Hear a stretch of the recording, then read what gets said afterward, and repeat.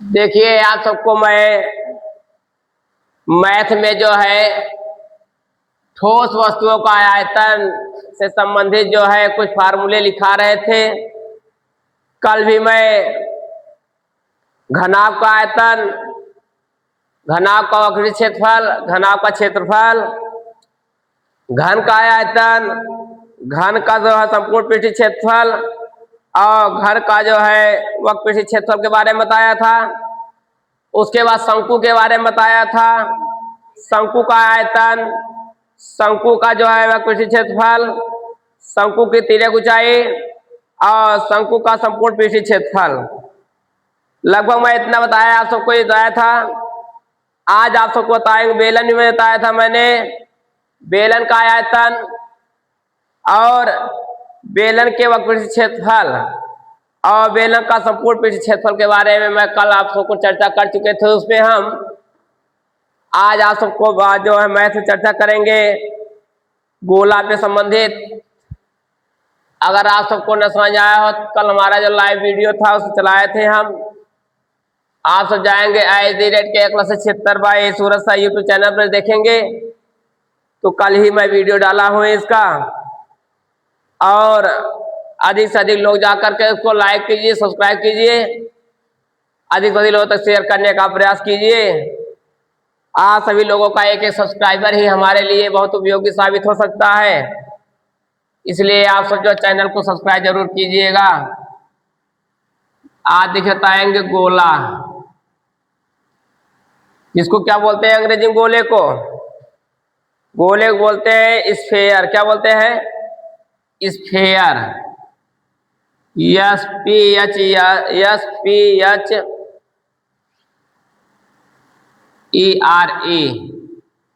गोला को हम लोग अंग्रेजी में स्फेयर बोलते हैं। SPHERE sphere. गोले का, अब देखिए गोले में क्या क्या आता है, पहला ध्यान दीजिएगा। एक गोले का आयतन आता है, गोले का वक्र क्षेत्रफल आता है, गोले का संपूर्ण पृष्ठीय क्षेत्रफल आता है और गोले में जो है अर्धगोले का आयतन आता है, अर्धगोले का संपूर्ण वक्र क्षेत्रफल आता है। ठीक, तो सबसे पहले गोला कैसे होता है जानते ही हो आप लोग, गोला बनाए भी हो।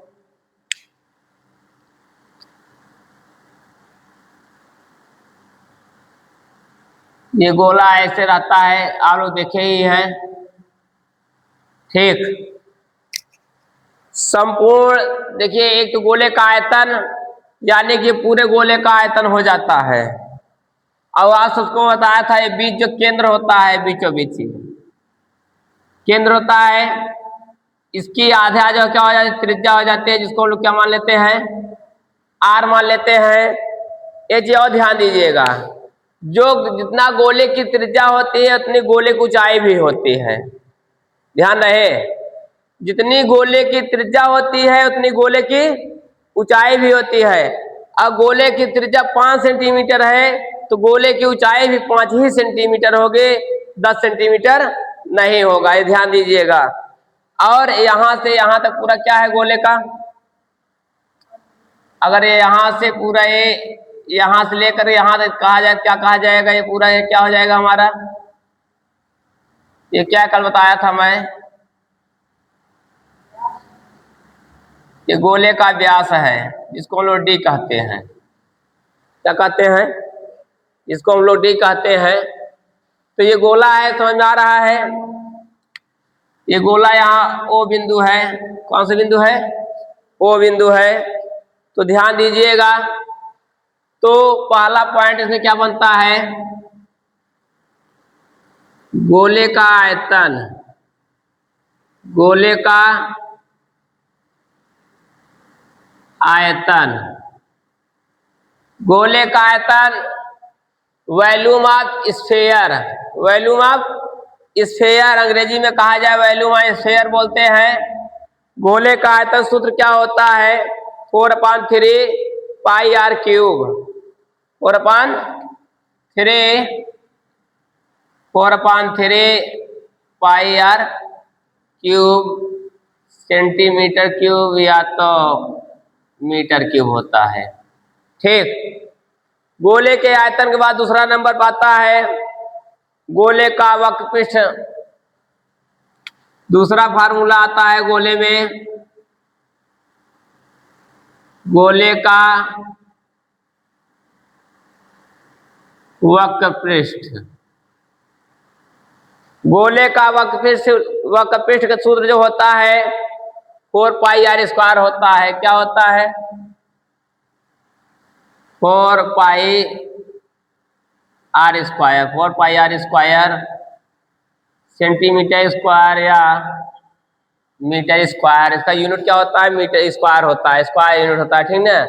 इसकी यूनिट क्यूब होती है, इसकी यूनिट क्या होती है? स्क्वायर होती है। ध्यान दीजिएगा थोड़ा से। अब देखिए तीसरा नंबर है, गोला हो गया, गोले का वक्र क्षेत्रफल हो गया, अर्धगोले का आयतन लिख लीजिए। क्या? हाँ, अर्धगोले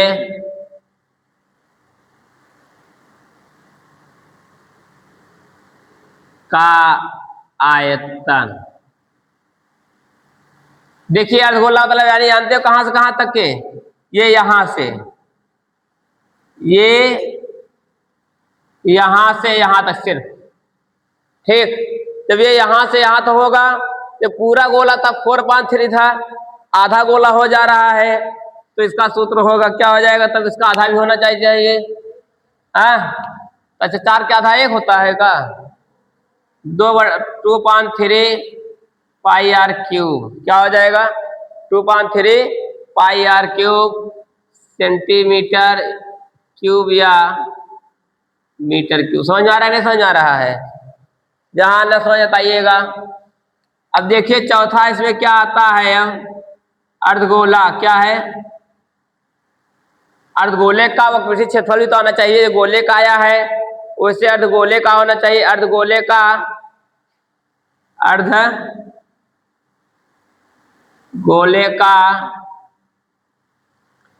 अर्धगोले का संपूर्ण पृष्ठ। अर्धगोले का क्या है? इसमें संपूर्ण पृष्ठ, संपूर्ण पृष्ठ। अर्धगोले का संपूर्ण पृष्ठ क्या हो जाएगा? 3πr²। देखिए जैसे कि यहाँ गोले का वक्र 4πr² था, यहाँ अर्धगोले का संपूर्ण पृष्ठ जो है 3πr² सेंटीमीटर स्क्वायर या मीटर स्क्वायर। इतनी बात समझ में आई? नहीं समझ में आई? अब इतनी बात समझ में आ गई होगी आप सबको। आगे जो है कब सवाल बताने लगेंगे, जो सूत्र छूटे हैं उससे पूरा हम डिस्कशन कर देंगे। छठा नंबर देखिए एक आता है, उसके बाद शंकु का छिन्नक। क्या आता है अब? शंकु का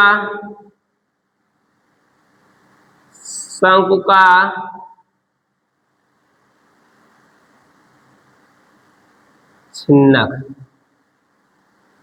देखिए जो शंकु का छिन्नक होता है कैसे होता है? शंकु तो आप कल बनाए थे हम, शंकु कल हम बनाए ही थे शंकु, हम आज पुनः बना दे रहे हैं। शंकु का छिन्नक कैसे होता है?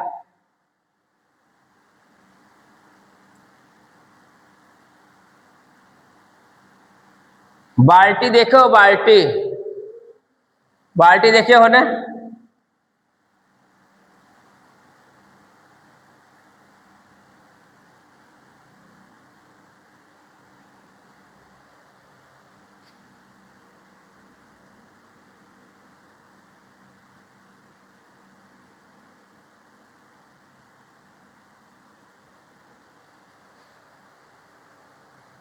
देखिए ये शंकु का छिन्नक है, यहां से यहां तक ऊंचाई भी है।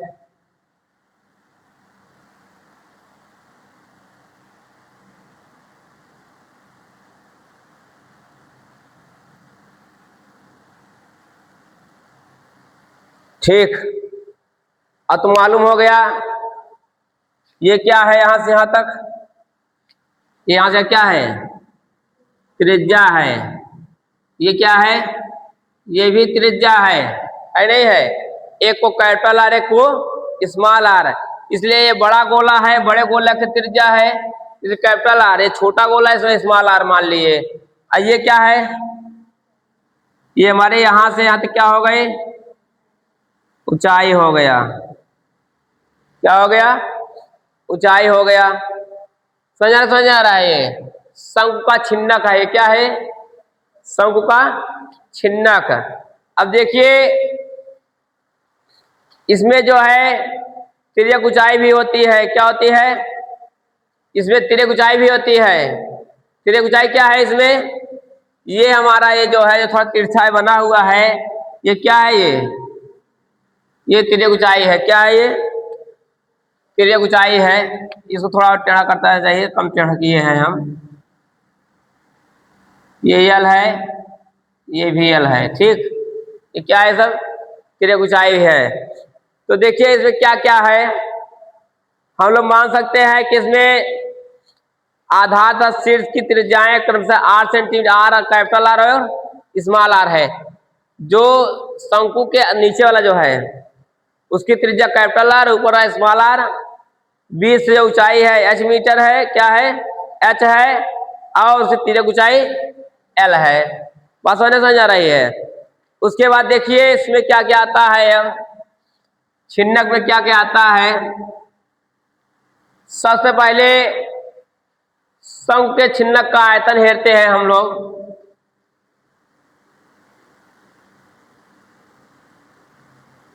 शंकु के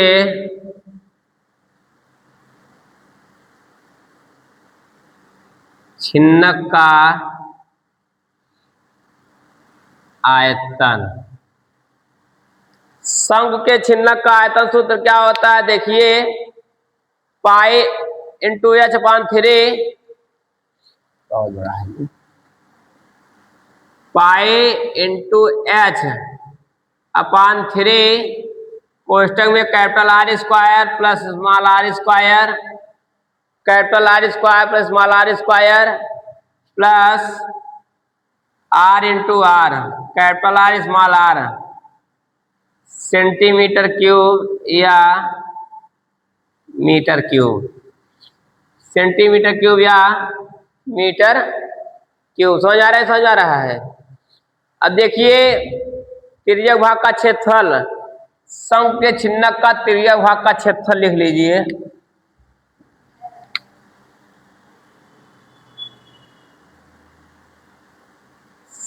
शंकु के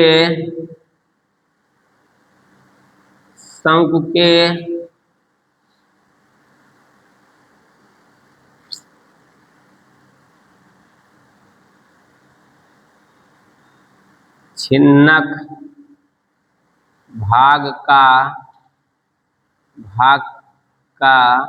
तिर्यक, क्या, तिर्यक, तिर्यक बराबर क्या होता है, देखिए तिर्यक भाग का तिर्यक, शंकु के तिर्यक भाग का तिर्यक भाग का क्षेत्रफल, क्या, क्षेत्रफल। शंकु के छिन्नक भाग का तिर्यक भाग का क्षेत्रफल सूत्र क्या होता है, देखिए लिख सकते हैं हम लोग पाई कोष्टक में आर प्लस आर,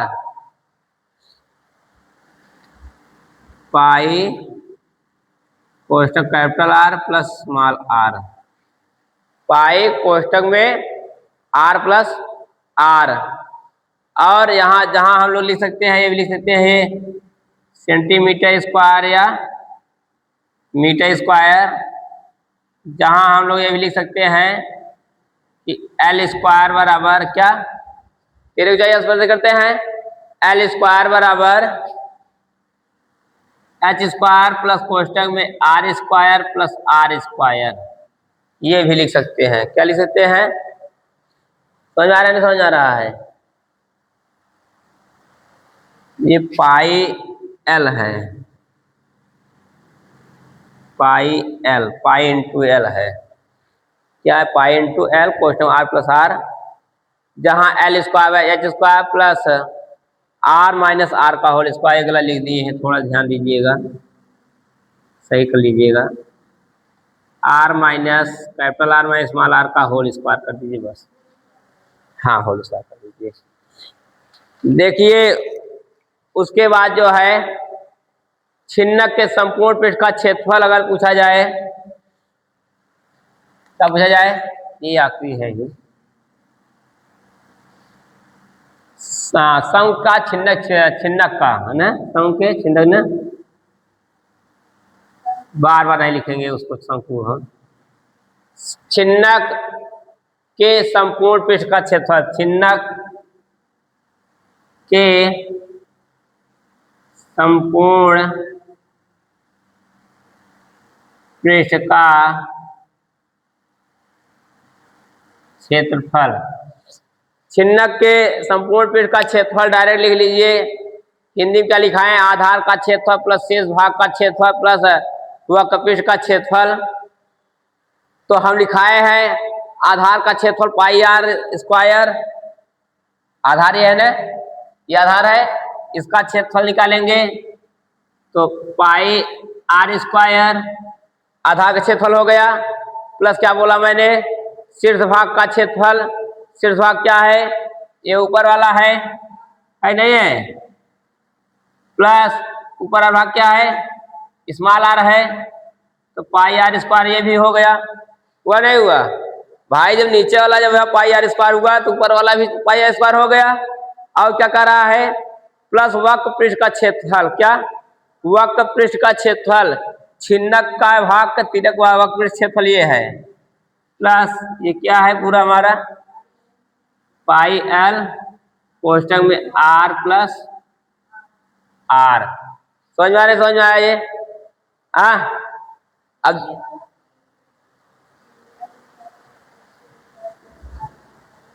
नहीं ये नहीं, सेंटीमीटर स्क्वायर या मीटर स्क्वायर, एक चीज और ध्यान दीजिएगा, ये एक और हो सकता है। अब देखिए इसमें पाई, इसमें पाई, इसमें पाई है, तो पाई को बाहर कर दिया जाए, दुश्मनी हो गई इन लोग से, पाई को बाहर कर दिया गया तो क्या होता है हमारा आर स्क्वायर प्लस एल कोष्टक में आर प्लस आर, एक हुआ ना, सेंटीमीटर स्क्वायर या मीटर स्क्वायर। ठीक, इतनी बात समझ में आ गई, समझ में आई, तो इतनी बात समझ में आ गई तो उतार लीजिए इसको।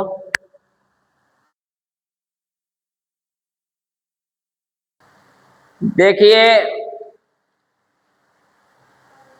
ठोस वस्तु का आयतन संबंधित फर्स्ट टाइप क्वेश्चन है कि एक घनाभ की लंबाई, चौड़ाई तथा ऊंचाई क्रमशः 20 सेंटीमीटर, 12 सेंटीमीटर तथा 9 सेंटीमीटर है, तो इसका आयतन, संपूर्ण पृष्ठ तथा विकर्ण ज्ञात कीजिए। ध्यान दीजिएगा, 3 चीज निकालना है, घनाभ का आयतन, घनाभ का संपूर्ण पृष्ठ तथा घनाभ का विकर्ण, तीनों चीज निकालना है हम लोग को। अब तो देखिए तीनों चीज निकालने के लिए क्या करते हैं, सबसे पहले जो दिया है पहले लिख लीजिए,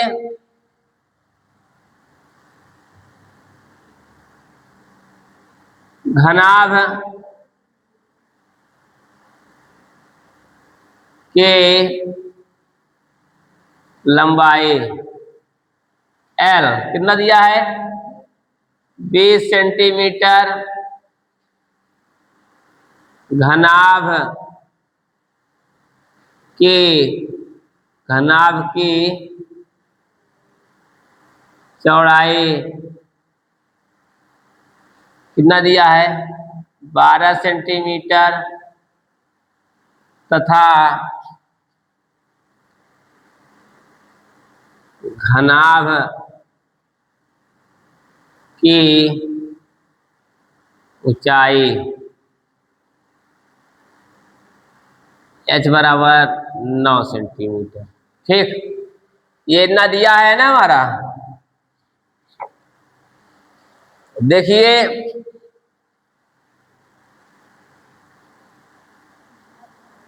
घनाभ का आयतन, घनाभ का आयतन सूत्र क्या होता है, लंबाई गुणा चौड़ाई गुणा ऊंचाई ने L into B into H. Centimetre है, सेंटीमीटर क्यूब ना। एल का मान कितना है 20, बी का मान 12, एच का मान 9 सेंटीमीटर क्यूब। देखिए 12 नवैया 108, या ऐसा करो कि 9 दुनिया 12 नवैया 108, 108 गुड़ते 2, 8 दूनी 16, 2 1 2 0 1, 2 1 2, 2160 कितना आ गया 2160 सेंटीमीटर क्यूब घनाभ का आयतन आ गया। अब घनाभ का संपूर्ण पृष्ठीय क्षेत्रफल सूत्र लिखाए हैं हम। घनाभ घनाभ का संपूर्ण पृष्ठ बराबर 2 कोष्टक में L into B plus B into H plus H into L. ये सूत्र लिखाए हैं हम, लिखाए थे ना। Centimetre square. अब देखिए 2 कोष्टक L कितना है 20 गुणते 12 प्लस 12 गुणते 9 प्लस 9 गुणते 20। ठीक, H इंटू एल ना। ठीक है, ठीक है, ठीक है। देखिए गुणा कीजिए अब 2 12 दूना 240 प्लस 12 नवैया 108 प्लस 9 दूनी 18 180। अब कुल को जोड़ लीजिए कितना आ जाएगा 2 इंटू जोड़े कितना आ जाएगा भाई 0 हो गया 8 8 16 16 4 20 कि 0 नहीं नहीं नहीं नहीं नहीं नहीं नहीं, ये 8 हो गया 8 4 12 2 हंसला 1 1 2 2 4 1 528 सेंटीमीटर स्क्वायर। गुणा कीजिए 8 दूनी 16 छियासला 1 दूनी 4 1 5 5 दूनी 10 1056 सेंटीमीटर स्क्वायर। 1056 centimetre square. इसका स्याही कम लग रहा है। देखिए घनाभ का आयतन, घनाभ का विकर्ण। घनाभ का विकर्ण बराबर सूत्र लिखाए हैं हम under root of L square plus H square L square plus B square plus H square लिखाया है हमें। ये सूत्र लिखाया नहीं लिखाया है। L कितना है 20 का स्क्वायर 12 का स्क्वायर प्लस 9 का स्क्वायर सेंटीमीटर। 20 विषम में 400 12 बरम में 144 9 9 81। जोड़िए कितना आ जाएगा ये अब 4 1 5 8 4 12 8 4 12 2 1 1 4 1 5 1 6 625। किसका वर्ग है 625 25 का कितना है 25 सेंटीमीटर। घनाभ का विकर्ण कितना आया 25 सेंटीमीटर। उतार लीजिए आंसर हो गया। बंद कर दीजिए, बंद करो। देखिए उसी टाइप से क्वेश्चन और है कि कोई घनाभ है जिसकी लंबाई चौड़ाई तथा ऊंचाई क्रमशः है 13 सेंटीमीटर 14 सेंटीमीटर और 10 सेंटीमीटर है। देखिए घनाभ कैसे होता है, ध्यान दीजिएगा थोड़ा से। हम आप सबको घनाभ बना के दिखाए भी थे।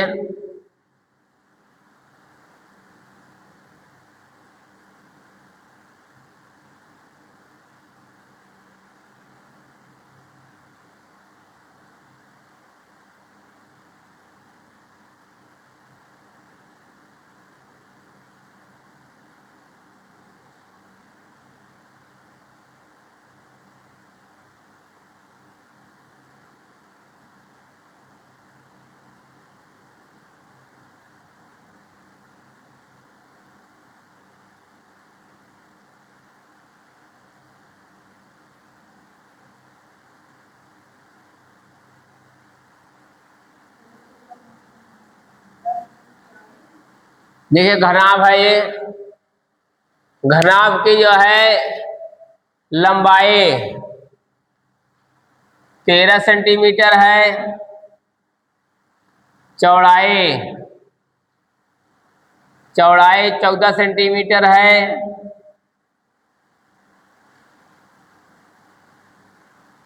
ऊंचाई 10 सेंटीमीटर है। ठीक, नाम मान लेते हैं इसका हम A B C D E F G H. तो कितना सुंदर बनाया मैं घनाभ।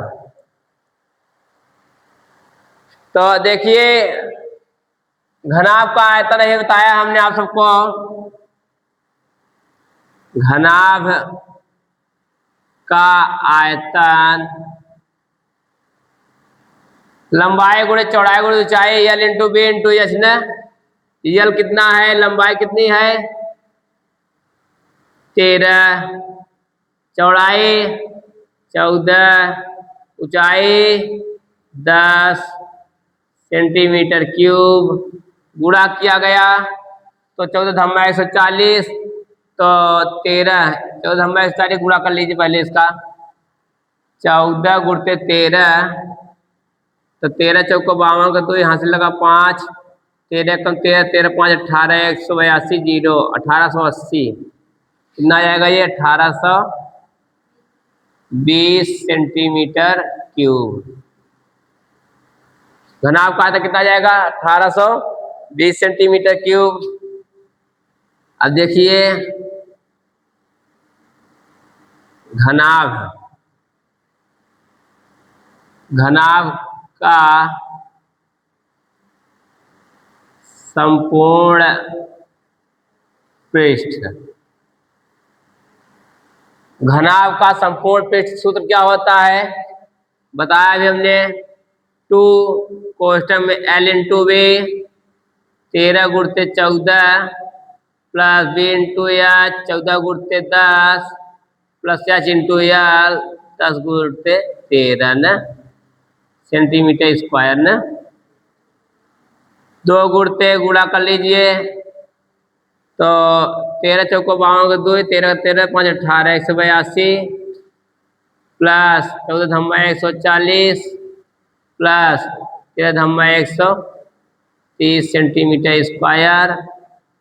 2 इंटू ये सब कुछ जोड़िए कितना आ जा रहा है देखिए, 2 हो गया, 3 4 7 8 7 15 का 5 से लगा 1 1 2 3 3 1 4 452 सेंटीमीटर स्क्वायर।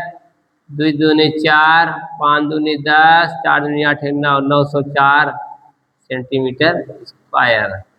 ये हो गया। अब घनाभ का विकर्ण, घनाभ का विकर्ण, घनाभ का विकर्ण सूत्र क्या होता है अभी हमने, अंडर रूट एल स्क्वायर 13 का स्क्वायर प्लस बी स्क्वायर 14 का स्क्वायर प्लस एच स्क्वायर 10 का स्क्वायर। इसका गुणा करेंगे तो कितना हो जाएगा, 73 हमें 169 प्लस 12 पर हमें 144 प्लस 10 धम्मा 100 सेंटीमीटर। फिर इसको कर्ण से बाहर निकालेंगे, कुल जोड़ी कितना आ जाएगा ये 9 4 13, 3 हंस लगा 1 और 4 6 4 10 1 11 के 1, अच्छा 14 14 में कितना होता है 196, तो 9 6 15 5 हाथ लगा 1, 9 6 15 15 1 16 के 6 हाथ लगा 1 1 2 3 3 1, कितना आया टोटल जोड़ने पर रूट 465 सेंटीमीटर ना। तो 465 क्या लिख सकते हो, कर्ण से बाहर निकालने के लिए क्या करोगे, 465 का जो है भाग दे दीजिए, गुणनखंड निकालिए 5 से, 5 8 40, 5 9 45, 1 5 3 15, 3 3 9, 3 91 3, 31 नहीं हो, निकलेगा ही नहीं, ये निकल ही नहीं रहा है। ये 5 9 45, 1 5 3 15, 3 3 9 और 3 91 3 31, तो वही रहेगा। यही आंसर हो गया, ये आंसर हो गया। Under root 465 centimetre. उतार लीजिए, बंद कर दीजिए।